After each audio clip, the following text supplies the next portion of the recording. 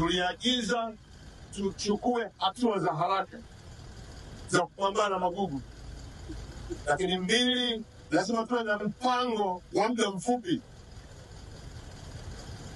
halafu tuwe na mpango wa kati na mrefu ili kunusuru ziwa letu, kuruhusu shughuli za kijamii na kiuchumi ziendelee na usafirishaji.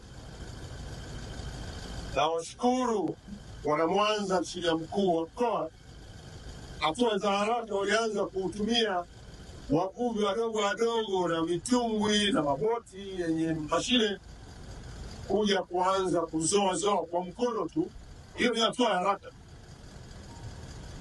Hatua ya muda mfupi ni kuanza kutafuta mitambo midogodogo ambayo tunayo ndani ya nchi, tuweze kuanza kufanya kazi ya kuondoa magugu maji yale yaliyofunika ziwa, halafu tuje kwenye gugu maji ambayo limekomaa. Hatua za muda wakati, tulisema wataalamu wetu wa ndani waende popote duniani kujifunza hali hii, na wenzetu wameweza kupambana nayo kwa kiasi gani.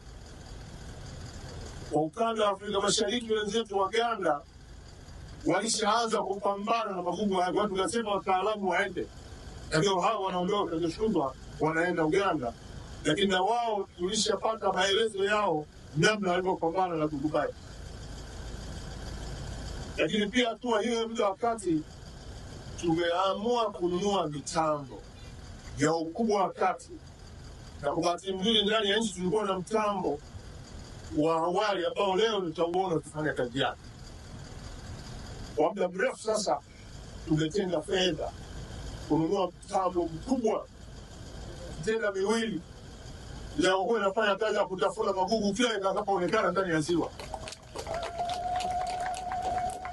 Nataka nitumie nafasi hii kumshukuru sana Mheshimiwa Dr. Samia Suluhu Hassan, Rais wetu, kuridhia kutoa fedha hizo kununua mitambo hiyo mikubwa miwili ili ibaki ndani ya ziwa Victoria. Itakuwa kuna kwenda kokote ndani ya ziwa hili kwenye mikoa yetu hii, kuanzia mkoa wa Mara, lakini Simiyu, Mwanza, Geita na Kagera. Tutapita mpaka kwenye visiwa ili kuhakiki kama hakuna gugu maji na kama lipo liliwe mara moja.